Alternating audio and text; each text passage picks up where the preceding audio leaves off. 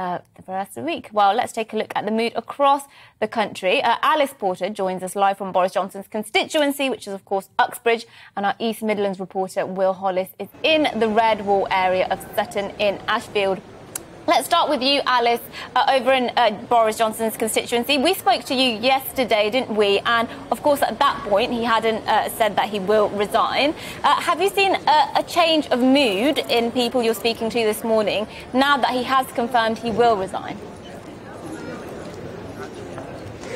Well, I think the sense I'm getting from a lot of people today is one of relief. I mean, I've been here to Uxbridge a number of times over the last few months when there was issues with Partygate, when there's a vote of no confidence, and there was, generally speaking, always a degree of loyalty here. This has been a very safe Tory seat ever since it was first created, but I think there has been a growing sense from the Conservatives that are here of a frustration, and I think some degree of sort of embarrassment that their local MP, who's also happens to be the Prime Minister, with some of the antics that have been going on for a long time. I think also some people I was speaking to were sort of saying, you know, he was sort of parachuted in to be the MP here. He's not local to the area, and I think some people felt a sense of frustration that his focus, understandably for a Prime Minister to a degree, is in Westminster, but with some of the issues that were kind of continuing on with Partygate, it meant that he was distracted there and not enough of a constituency MP. Although I think it's important to stress that just because Boris Johnson is resigning as Prime Minister, he will continue to be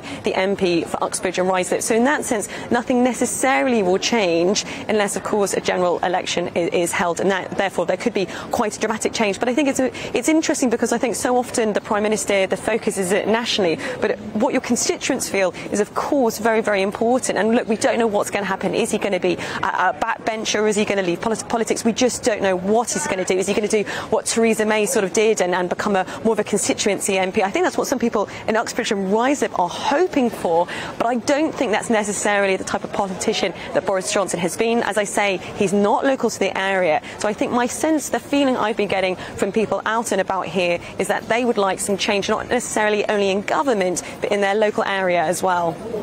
Thank you very much indeed. Alice Porter there in Uxbridge. I'll just say before we go to Will, Michael Crick tweeted this morning saying there's no way Johnson will want to stay on as a mere backbench MP, not when you've been Prime Minister, First Lord of the Treasury. But we'll watch this place with great interest. Alice, thanks very much indeed. As Mercy said, you can also see there, bang in the middle of the screen, I'm delighted to say, is our East Midlands reporter, Will Hollis, who is in the Red Wall area of Sutton in Ashfield. I wonder if there's a slightly more pessimistic mood where you are, because quite a few of the MPs have been saying, once we reckoned he was no longer a vote winner for us, we wanted him out. Pretty cynical stuff, but it's real politics.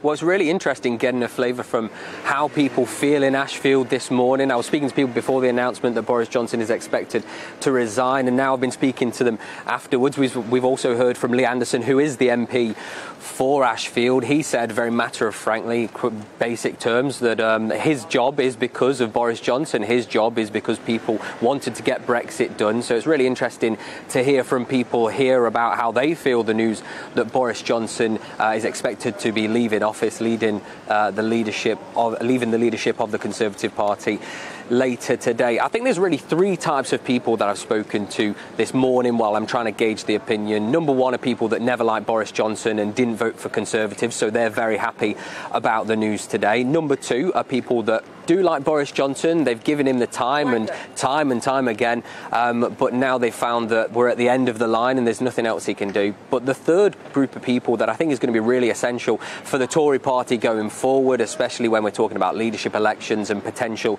elections, is whether their vote is counted for anything, if it can just be taken away quite easily just because of people that have been voted in rather than the actual voters themselves. So I think it's going to be really interesting to see how people react today. We're going to be speaking to a lot more people, and we've been recording a few Vox Pops, so we'll be able to see those a little bit later as well. But for now, we're hearing the news that Boris Johnson is resigning, but how people in these working class towns that have given the Conservatives their vote for the first time, Red Wall seats, places like Ashfield, like Bassett Law here in Nottinghamshire, or Bolsover, hardline Labour seats that went to the Tories last time, the reaction from them might be most telling for what it means for the future of the Conservatives.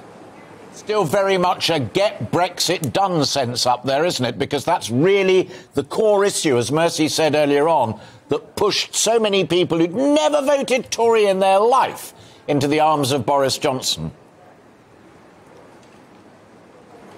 Yeah, I think so. So Ashfield, I think it was around 70% of people here voted for Brexit. They're part of this red wall seat that really, for so many generations of people, coal mining generations, have supported the Labour Party, but felt that they've not been listened to in modern day politics. They didn't really like the European Union for the 40 or so years that we were a part of it. And they felt that Boris Johnson saying get Brexit done, and Tory prospective MPs, Tory MPs like Anderson, people that said that they would get it done, were really their way forward. So now we're going to have to see what happens to them, whether they're going to lose trust in politics altogether, lose trust in the Tory party. And I think one of the things that a lot of commentators have been saying this morning are that 80-seat majority that we saw in 2019, that big majority that was claimed mainly because of red wall seats that had gone to the Tories for the first time, voters that had never voted for Conservatives before, how important their vote will be and how important a leadership that will connect to those people will be for the future of this Tory party while it is still in government.